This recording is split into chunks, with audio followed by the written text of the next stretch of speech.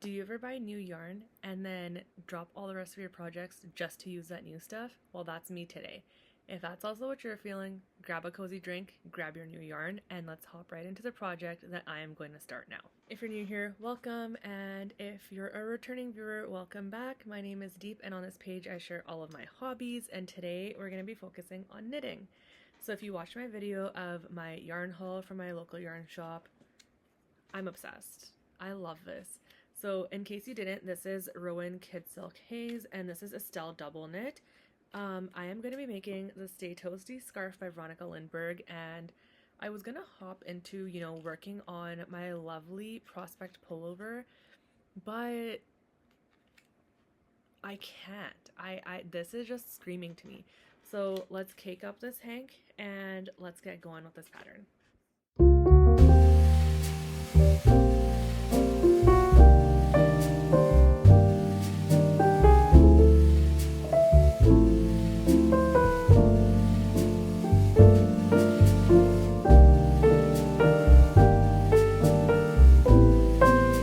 Okay, so we're all caked up and ready to go. That actually took me a lot longer than I expected.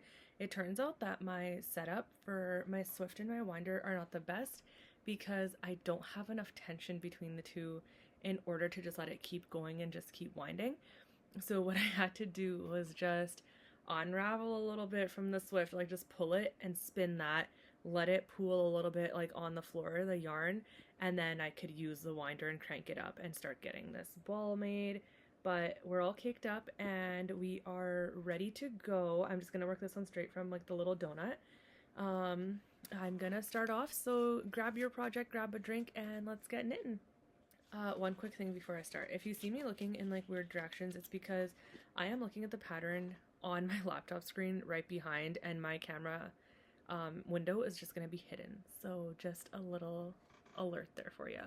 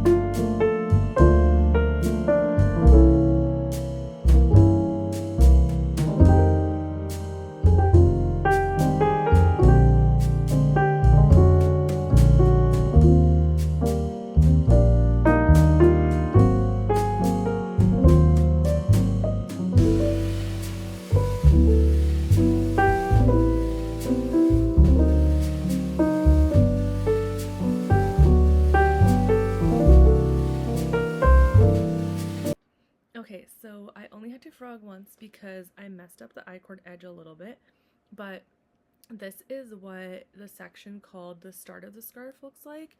It's a very small section. It's only 6 rows of I-cord edging and it's still only 4 stitches, but I've established the I-cord, which is really exciting, and it's really hard to see, but I like how the mohair is turning out. I love the little like fuzzies coming out, which is so cool. But now I'm going to start on the increasing edge. So you work according to the charts and the increases go along the right edge. So you work rows 7 to 28 in chart A, 29 to 40 in chart B, and you keep going in chart B for a while. I obviously don't want to give too much away because it is a pattern that you can purchase on Ravelry, but I do remember when I was starting to watch Veronica Lindbergh's channel, I came across the video for this pattern. So if you are wanting to make this and you're having difficulty with the charts, she shows you how to work the chart, and it's a really informative video.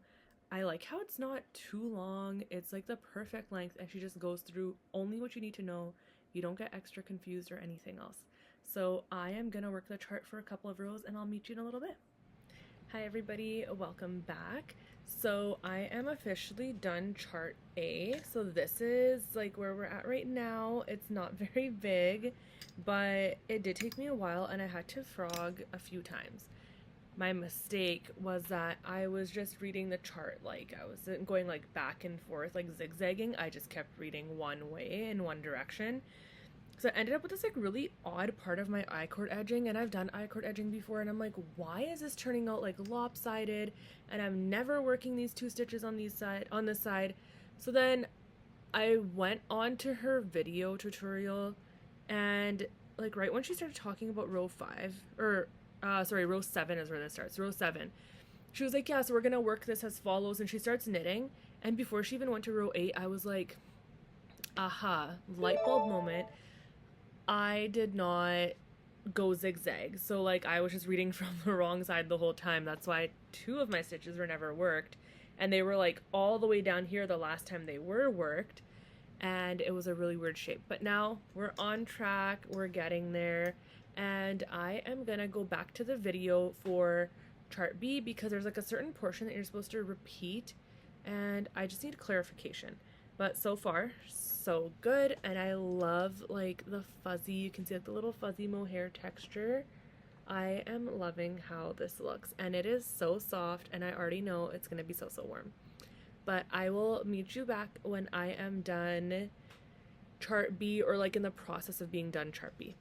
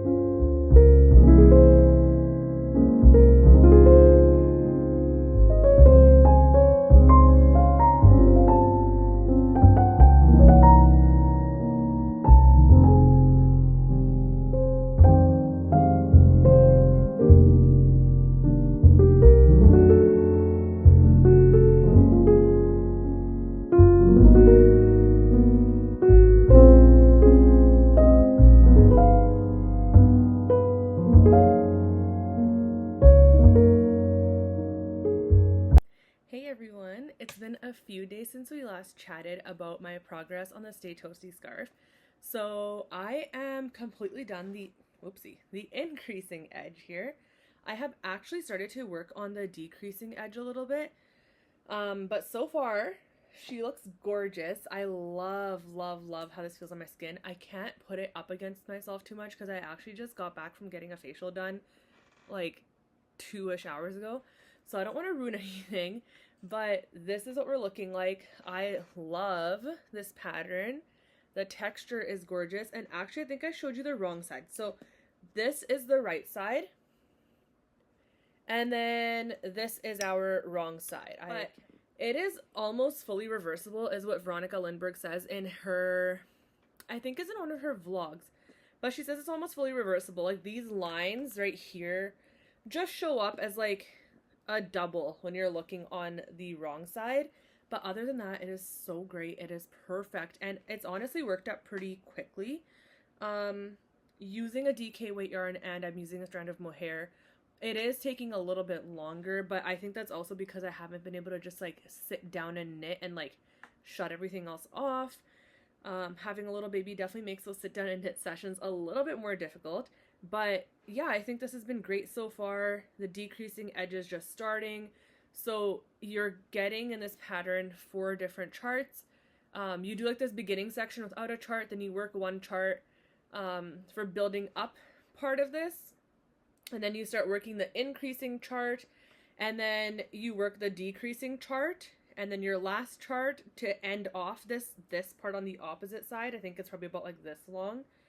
Oopsie. It's probably about this long. And then you work those last few rows to bind off with the I-cord edging. So it's honestly really easy to follow as long as you don't make the same mistake I did and you make sure you zigzag when you're reading the pattern. You'll be great. You'll do awesome. And this is a great way to practice reading charts. I think that's honestly such a great skill for anybody to have. And I think like a scarf is an awesome way. And the pattern keeps you so engaged. Like you just look and you're like, wow, this is such a cute pattern and nothing's like the exact same. You don't get bored. And the stitch number is pretty low that you kind of finish a row pretty fast, especially when you're in that beginning. I think when you are at the widest point here of the increase, you have 42 stitches. Let me confirm that. Yes, you have 42 stitches. So it's not bad at all. It's really good. And I think just like the length of this will make it wrap around a few times very, very well. And it'll keep you nice and toasty. Hence the name, the Stay Toasty Scarf. I think I'm going to stick with making this one. She does have another one that's a bit wider. I don't know about the length, but it's definitely a bit wider, and it's called the Stay Extra Toasty Scarf. But so far, I think I like this. I kind of want to see where I get to between today and tomorrow, and even Monday throughout the day. My local yarn shop has a sweater fashion show on Monday because they do a sweater month in October. However, I am stuck on Sleeve Island. It's really horrible. And I've been focusing on this bad boy for a little while because I just need a break from like a heavier project like a sweater. So I've been focusing on this and I really, really hope that I can finish it in time for the fashion show and at least wear one handmade knit piece. So I hope that's when we chat next, is when I am done this decreasing part. I've only repeated the decrease chart once. So I have a little whiles to go and then we shall go from there. But for now, let's get this decreasing edge going and let's knit together, crochet, whatever you're doing, grab that project, grab yourself a drink, and let's hop right into it. By the way, if I'm looking in a weird spot, it's because the pattern's on the screen right behind the camera.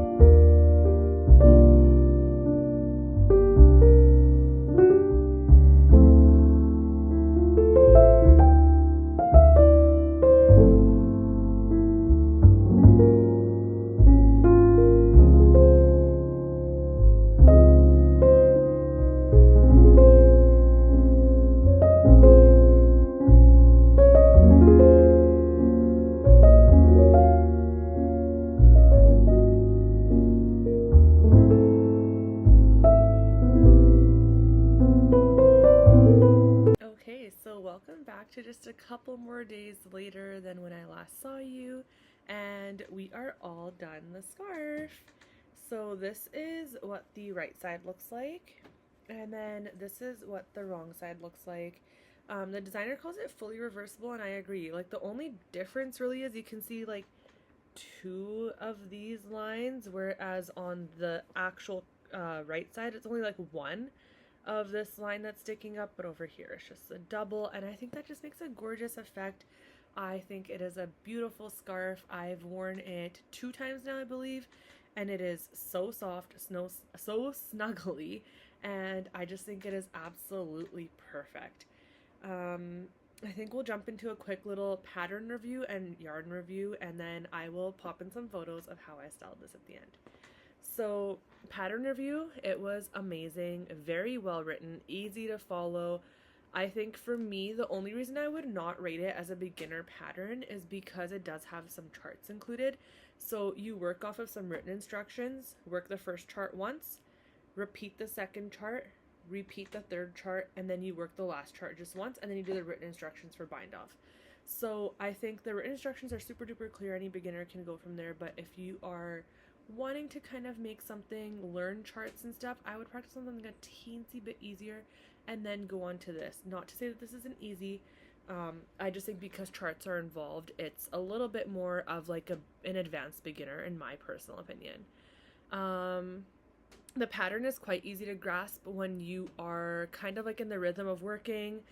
There was a couple of times where I definitely lost track of which row I was on, but because I kind of understood the repeat and how it worked, and like how many like knit stitches were in between these two ridges here, I could kind of pick up like, oh, I'm probably on this or I'm probably on that. So that's very easy, and it makes it really, really easy to just kind of pick up where you left off in case you get distracted and you forget to keep track. Other than that, I love the pattern. I think everything was very well written. It was so detailed, so perfect, and the video tutorial is a great accompaniment to the pattern. And then as for the yarn, I love it. It was my first time working with mohair, and it definitely is like very hairy, creates that halo effect, but that's what mohair does. Like, you can see the halo. It's a lot. But I love it, and it was honestly so warm when I wore it. I wore it to my local yarn store's sweater fashion show, and it was raining that day, and we had a bit of a walk to the car, so it was awesome to wear this because it kept me warm, and I just loved the fuzzy feeling against my neck. Like, it did not cause sensory issues. I think I would like to knit one without the mohair and just see kind of what I like better.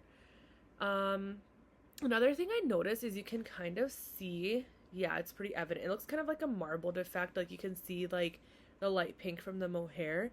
And there's other mohairs that I've seen people use where the color of the main yarn and the mohair are not the same, but somehow it kind of like blends in and like creates a whole different color. I don't know if there's just like different types of mohair, and that's why mine's still showing like a bit of the pink strand, but that's not a problem at all. I love the effect, I love the look, and I think it looks so, so good. The way that I styled it that day was I just kind of went off of the pattern designer's photo in her pattern there, and I just did this, and I thought it looks so cute. Like, it keeps you warm, it adds some color. I wore an all black outfit with just this, and it popped so much. I just loved it. I think I am gonna make a few more in different colors, some a bit more neutral, and I think I might make like a blue or something. Blue and chocolate brown seem to be the ones that are calling to me next, but I really, really love how this turned out. You can style it in so many ways, and then I'll just include the photos on these sides here of kind of how I styled it and what it looked like. Thank you to my husband for taking the awesome photos. But yeah, that's the end here. This, by the way, took me 11 days, which is not too bad for having a little one at home and just mindlessly working on a project whenever I get the chance. So yeah, I think everyone should knit a cute little scarf for winter.